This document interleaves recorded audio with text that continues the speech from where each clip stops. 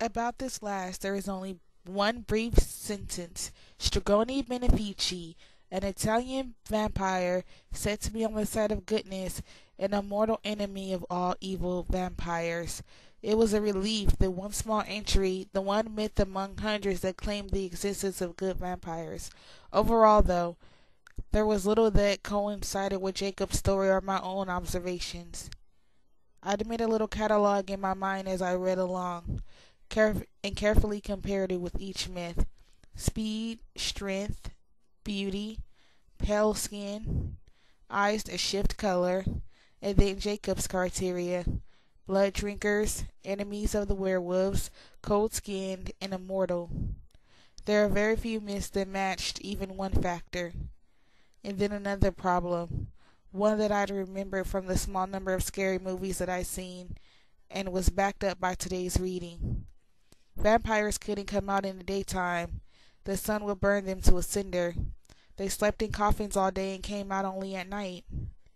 Aggravated, I snapped off the computer's main power switch, not waiting to shut things down properly. Through my irritation, I felt overwhelming embarrassment.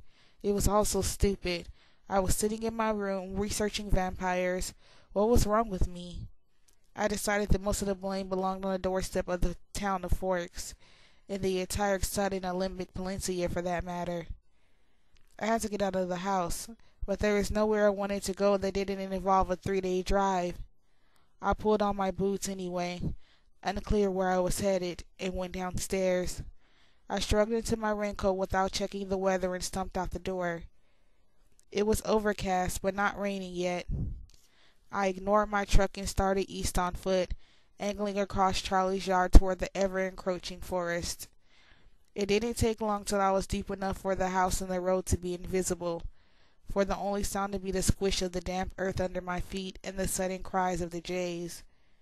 There was a thin ribbon of a trail that led through the forest here, or I wouldn't risk wandering on my own like this. My sense of direction was hopeless. I can get lost in much less helpful surroundings.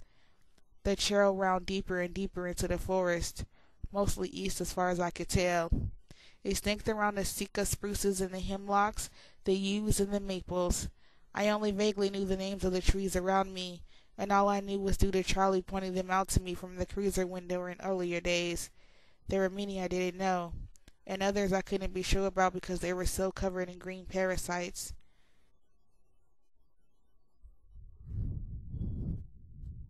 I followed the trail as long as my anger with myself pushed me forward.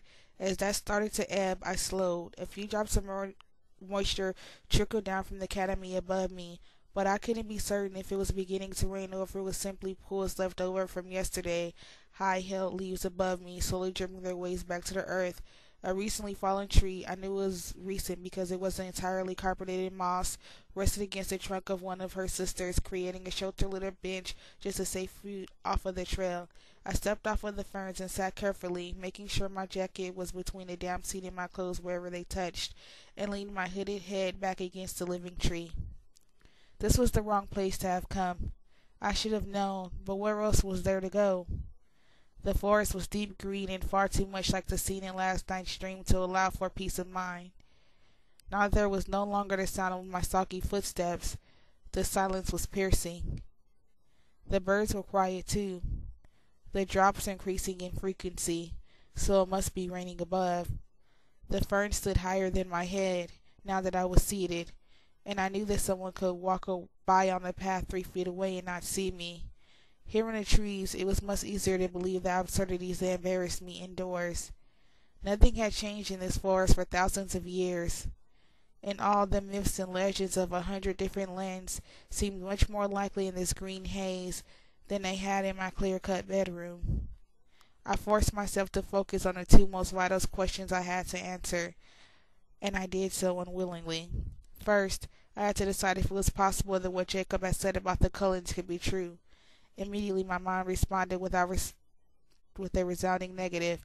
It was silly and morbid to entertain such ridiculous notions.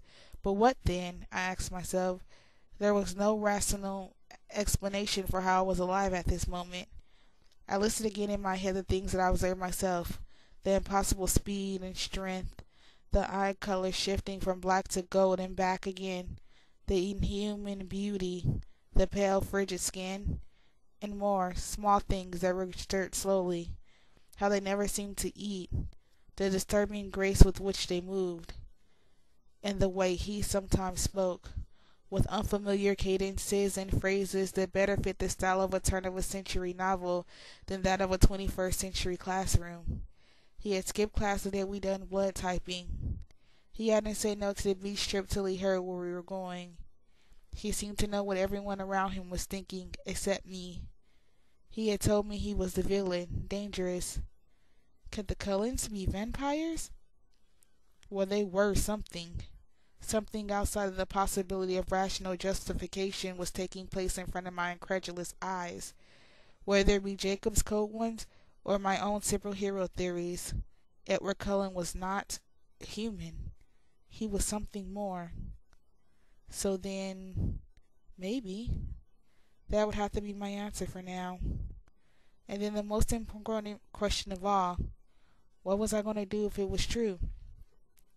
If Edward was a vampire, I could hardly make myself think the words. Then what should I do? Involving someone else was definitely out. I couldn't even believe myself. Anyone when I told would have me committed. Only two options seemed practical.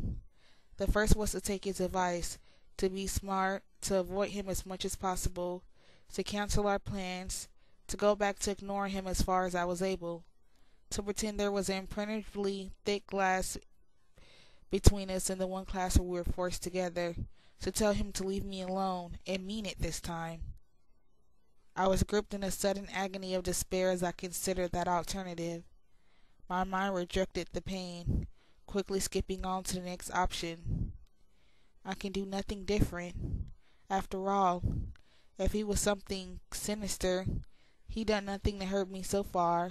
In fact, I would be a dent in Tyler's fender if he hadn't acted so quickly. So quickly, I argued with myself, that it might have been sheer reflexes. But if it was a reflex to save lives, how could he be? I retorted. My head spun around in answerless circles. There was one thing I was sure of, if I was sure of anything. The dark Edward in my dream last night was a reflection of only of my fear of the word Jacob had spoken, and not Edward himself. Even so, when I screamed out in terror at the werewolf's lunge, it wasn't fear for the wolf that brought the cry of no to my lips. It was fear that he would be harmed. Even as he called to me with sharp-edged fangs, I feared for him. And I knew in that I had my answer. I didn't know if there ever was a choice, really. I was already in too deep.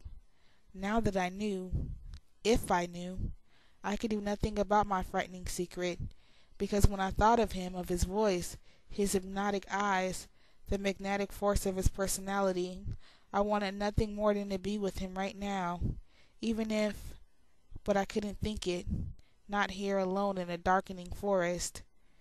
Not while the rain made it dim as twilight under the canopy and pattered like footsteps across the matted earthen floor. I shivered and rose quickly from my place of concealment, worried that somehow the path would have disappeared with the rain,